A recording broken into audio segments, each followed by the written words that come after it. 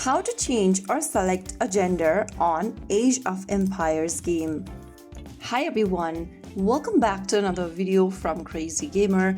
If you are looking to select or change your gender in Age of Empires, then you can do it in a simple step. First of all, launch open Age of Empires game on your device and log in. From the home page of Age of Empires, go to the top left corner and tap on your profile avatar. Now, tap on the eye icon on the top right corner right next to your username and you'll see the gender tab. Now select your gender or change your gender to your preference and click on confirm. You won't be able to change again within 90 days, so make sure you make a wise choice.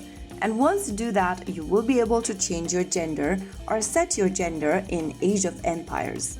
That's it. Selecting or changing your gender is simple, letting you personalize your in-game identity while conquering civilizations.